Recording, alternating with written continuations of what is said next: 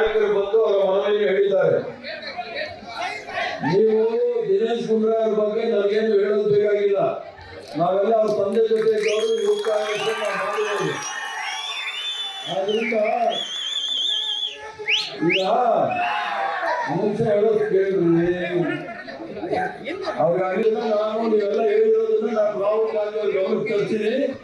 ಅವ್ರು ಏನ್ ತೀರ್ಮಾನ ತಗೊಳ್ತಾರೆ ಅದನ್ನು ಸಹ ನಿಮ್ಗೆ ಹೇಳ್ತೀನಿ. ನಮ್ಮಲ್ಲಿ ಇರೋದು 140 ಶಾಸಕರಿದ್ದಾರೆ. 140 ಶಾಸಕರಲ್ಲಿ ನಾವು ಮಂತ್ರಿ ಮಾಡೋಕ್ಕಾಗೋದು 34 ಜನಕ್ಕೆ ಮಾತ್ರ. ಅವಕಾಶಗಳು ಎಲ್ರಿಗೂ ಸಿಗೋದಿಲ್ಲ.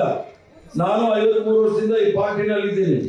ಸೋನಿಯಾ ಗಾಂಧಿ ಅವರು ನಮಗೆಲ್ಲ ಅಧಿಕಾರಕ್ಕೆ ತಂದುಕೊಟ್ರು, ಪ್ರಧಾನಮಂತ್ರಿ ಆದ್ರ ಆಯ್ತು ಅದನ್ನೆಲ್ಲ ಆಮೇಲೆ ನೋಡ. ನಾನು 53 ವರ್ಷದಿಂದ ಇದ್ದೀನಿ.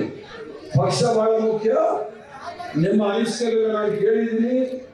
ಯಾರ ಬಗ್ಗೆ ನೀವು ಧಿಕ್ಕಾರ ಹಾಕೋದಿಲ್ಲ. ನಿಮ್ಮ ಬೇಡಿಕೆನ ನೀವು ಕೇಳಿ, ನಾನು ಒಪ್ಕೊಳ್ತೀನಿ.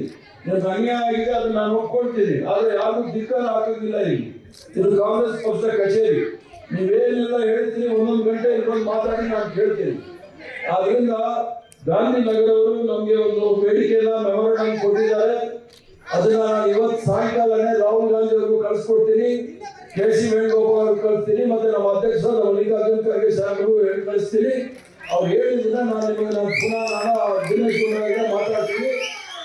ದಿನೇಶ್ ಗುಂಡೂರಾವ್ ನಾನು ರಾಜಕೀಯಕ್ಕೆ ಬಂದಾಗ ತಂದೆ ಜೊತೆಗೆ ಇನ್ನೂ ಅವರು 6 ತಿಂಗಳು ಮಗು. ಆದ್ರಿಂದ ನನಗೆ ಇವೆಲ್ಲ ಹೇಳ್ಬಿಡಿ. ನನಗೆಲ್ಲರೂ ಗೊತ್ತಿದೆ. ನೀವು ಬಂದಿದ್ದೀರಿ, ಬಹಳ ಸ್ವಾಗತ. ಕಾಂಗ್ರೆಸ್ ಪಕ್ಷದ ಕಚೇರಿಗೆ ಬಂದಿದ್ದೀರಿ, ತಮ್ಮ ಬೇಡಿಕೆಗಳನ್ನ ಇಟ್ಟಿದ್ದೀರಿ. ನೀವು ಒಳ್ಳೇದಾಗಲಿ.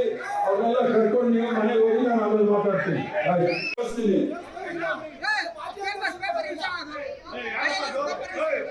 ಇದು ನಿಮ್ಮ ದೇವಸ್ಥಾನ. ಇಲ್ಲಿ ಬಂದ್ರೆ ಗೌರವದಿಂದ ನಾವು ಗೌರವದಿಂದ ಮಾತಾಡ್ತೀವಿ.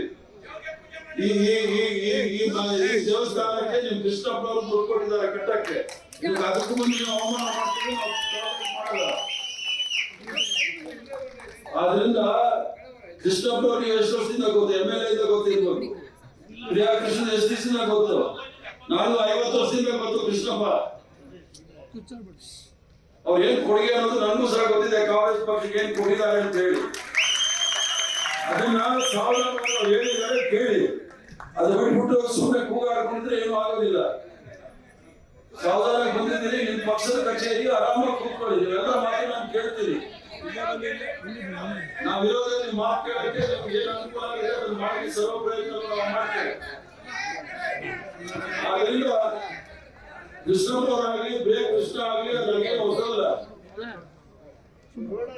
ಅವ್ರಿಗೆ ನಾನು ಬಹಳ ಚೆನ್ನಾಗಿ ಗೊತ್ತಿದೆ. 50 ವರ್ಷ ಪರಿಚಯ. ನಾವು ಕೃಷ್ಣಪ್ಪ ಅವರು ಕಾಲೇಜಲ್ಲಿ ಇದ್ವಿ, ಒಂದೇ ಕಾಲೇಜಲ್ಲಿ ಹೋದವ್ರು ನಾವು, ರೇಣುಕಾಚಾರ್ಯ ಕಾಲೇಜಲ್ಲಿ. ಆದ್ರಿಂದ ಕೃಷ್ಣಪ್ಪ ಅವ್ರ ಬಗ್ಗೆ ನೀವೇನು ಹೇಳೋದು ಬೇಕಾಗಿಲ್ಲ.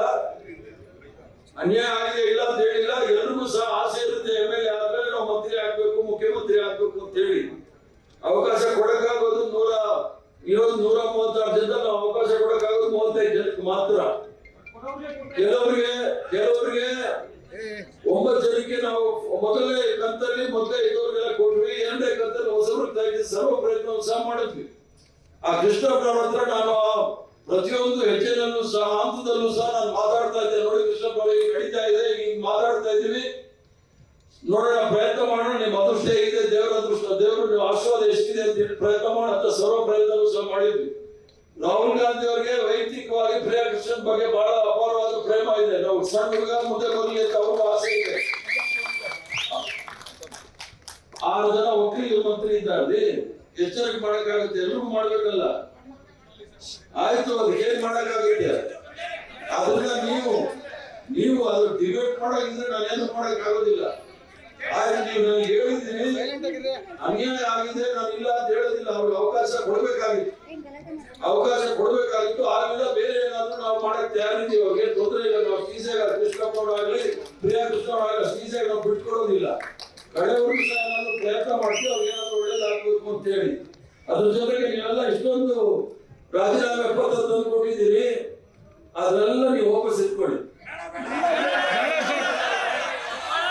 ಬೇಡ ಅಂದ್ರೆ ಕೃಷ್ಣಪ್ಪ ಏನು ಮಾಡ್ಬೇಕು ಅಂತ ಮಾಡೋದು ಬೇಕಾಗಿಲ್ಲ ಅಂತ ಅರ್ಥ ನೋಡಿ. ಹೇಳ್ತೀನಿ ಕೇಳಿ. ಹೇಳಿ ನಾನು ಹರಿಪ್ರಸಾದ್ ನಾನು ನಿದ್ರೆ ಮಾತ್ರ ಕಾಂಗ್ರೆಸ್ ಅಂತ ನಾನು ತಿಳ್ಕೊಂಡ್ರೆ ನಾನೇನಾದ್ರೂ ರಾಜೀನಾಮೆ ಕೊಟ್ರೆ 100 ಜನ ಹರಿಪ್ರಸಾದ್ ತಯಾರಿರ್ತಾರೆ ಕೆಲಸ ಮಾಡೋಕೆ. ಅವಕಾಶ ನಿಮಗೆ ಕೊಟ್ಟಿದ್ದಾರೆ, ಅಧಿಕಾರ ಜವಾಬ್ದಾರಿ ಕೊಟ್ಟಿದ್ದಾರೆ. ಬ್ಲಾಕ್ ಪ್ರೆಸಿಡೆಂಟ್, ಮಹಿಳಾ ಕಾಂಗ್ರೆಸ್, ಸೇವಾದಳ, ಯೂತ್ ಕಾಂಗ್ರೆಸ್, NSU ಎಲ್ಲ ಆ ಜವಾಬ್ದಾರಿ ನೀವು ಇಟ್ಕೊಳ್ಳಿ. ಅದು ನಿಮ್ಮ ಅನಿಸಿಕೆ, ನಿಮ್ಮ ಬೇಡಿಕೆ ನೀವು ಇಟ್ಟಿದ್ದೀರಿ. ಅದನ್ನ ನಾನು ರಾಹುಲ್ ಗಾಂಧಿ ಅವ್ರ ಗಮನಕ್ಕೆ ತರ್ತೀನಿ. ನಿಮ್ಮ ಬ್ಲಾಗ್ ಅಧ್ಯಕ್ಷ ತೋರಿಸ್ತೇನೆ ರಾಹುಲ್ ಗಾಂಧಿ ಅವ್ರಿಗೆ ಏನ್ ಬರ್ತಿದ್ದೀನಿ ಅಂತ ಹೇಳಿ. ನಾನು ಅವ್ರಿಗೆ ಮೆಸೇಜ್ ಮಾಡಿದ್ದೀನಿ, ಸುರ್ಜೇವಾಲ ಅವ್ರಿಗೂ ಹೇಳಿದ್ದೀನಿ, ನಮ್ಮ ಖರ್ಗೆ ಸಾಹೇಬ್ರಿಗೂ ಸಹ ಹೇಳಿದ್ದೀನಿ, ವೇಣುಗೋಪಾಲ್ ಅವ್ರಿಗೂ ಸಹ ಹೇಳಿದ್ದೀನಿ. ಆದ್ರಿಂದ ನೀವು ಒಂದು ಭಾಷಣ ಮಾಡಿ. ನಾ ಬ್ಲಾಕ್ ಪ್ರೆಸಿಡೆಂಟ್ ಹೇಳಿದ್ದೀನಿ, ನಾನು ಸುಳ್ಳು ಹೇಳೋಗಿದ್ರೆ ನಾನು ಅವ್ರಿಗೆ ಟೆಲಿಫೋನ್ ತೋರಿಸ್ಬೇಕಾಗಿರ್ಲಿಲ್ಲ. ನಾನು ರಾಹುಲ್ ಗಾಂಧಿ ಅವ್ರಿಗೆ ಏನ್ ಬರ್ತಿದ್ದೀನಿ ಅಂತ ಅವರು ತೋರಿಸಿದ್ದೀನಿ. ಆಯ್ತು, ಎಲ್ಲರೂ ಹೇಳಕ್ಕಾಗಲ್ಲ, ಅವ್ರಿಗೆ ಹೇಳೋದ್ರಿಂದ ನಂಬ್ಕೊಂಡಿರಿ. ಈಗ ನೀವೆಲ್ಲರೂ ಸಹ ಕಾಂಗ್ರೆಸ್ ಆಫೀಸ್ ಬಂದಿದ್ರೆ ನಿಮ್ಗೆಲ್ಲರೂ ಸ್ವಾಗತ. ನಿಮ್ಮ ಕಚೇರಿ ಇದು, ನಿಮ್ಗೆಲ್ಲ ಹಕ್ಕಿದೆ ನಮ್ಮ ಹತ್ರ ಬಂದು ನಿಮ್ಗೆ ನಿಮ್ಮ ಬೇಡಿಕೆಯನ್ನು ಮುಂದಿಡಕ್ಕೆ. ಅದು ನಾವು ಕೇಳಲೇಬೇಕು. ಯಾರು ಸಹ ನಿಮ್ಗೆ ಅಲೆಗಳಿಲಿಕ್ಕೆ ಆಗೋದಿಲ್ಲ. ಕಾಂಗ್ರೆಸ್ ಆಫೀಸ್ ಬಂದ ಮೇಲೆ ಅಷ್ಟೇ ಗೌರವ ಇದೆ. ಯಾಕಂದ್ರೆ ನಾವು ಇದನ್ನ ದೇವಸ್ಥಾನ ಅಂತ ತಿಳ್ಕೊಂಡಿರ್ತಕ್ಕಂಥದ್ದು. ನಿಮ್ಮ ಪ್ರಾರ್ಥನೆ, ನಿಮ್ಮ ಬೇಡಿಕೆ ಎಲ್ಲವೂ ಸಹ ಪುನಃ ನಾನು ವೇಣುಗೋಪಾಲ್ ಅವರಿಗೆ, ಮಲ್ಲಿಕಾರ್ಜುನ್ ಖರ್ಗೆ ಸಾಹೇಬ್ಗೆ, ರಾಹುಲ್ ಗಾಂಧಿ ಅವ್ರಿಗೆ ಹೇಳ್ತೀನಿ. ಮತ್ತೊಂದು ಹೇಳ್ತೀನಿ ಕೇಳಿ. ಪ್ರಿಯಾ ಕೃಷ್ಣನ್ಗೆ ಬಹಳ ವಯಸ್ಸಿದೆ, ಇನ್ನು 50 ವರ್ಷ ರಾಜಕಾರಣ ಮಾಡ್ಬೋದು ಅವರು. ಆದ್ರಿಂದ ನೀವೇನು ಯೋಚನೆ ಮಾಡ್ಬೇಕಾಗಿಲ್ಲ. ಏನ್ ಯೋಚನೆ ಮಾಡ್ಬೇಕಾದ್ರೆ ಒಳ್ಳೆ ಭವಿಷ್ಯ ಇದೆ, ಅದಕ್ಕೆ ನಮ್ ಜವಾಬ್ದಾರಿ. ಕೃಷ್ಣಪ್ಪನವರು ನಮ್ಮ ತರ ಒಂದು ಲಾಸ್ಟ್ ಸ್ಟೇಜ್ ಅಲ್ಲಿ ಇದ್ದೀವಿ ನಾವು. ಮುಂದಿನ ಪೀಳಿಗೆಗೆ ನಾವೇನಾದ್ರೂ ಮಾಡಬೇಕು. ಪ್ರಿಯಾ ಕೃಷ್ಣನ್ಗೆ ಏನಾದ್ರು ಡೆಫಿನೆಟ್ಲಿ ಮಾಡ್ತೀವಿ. ಅಲ್ಲಿವರೆಗೂ ಸಹ ನೀವು ಸಾವಧಾನವಾಗಿರಿ. ಈ ರಾಜೀನಾಮೆ ಪತ್ರಿಕೆಗಳೆಲ್ಲ ನೀವು ಇಟ್ಕೊಳ್ಳಿ. ನಾನು ಮಾಡಲಿಲ್ಲ ಅಂದ್ರೆ ಅವ್ರು ಬಂದು ನನಗೆ ಕೊಡಿ, ನಾನು ತಗೋತೀನಿ.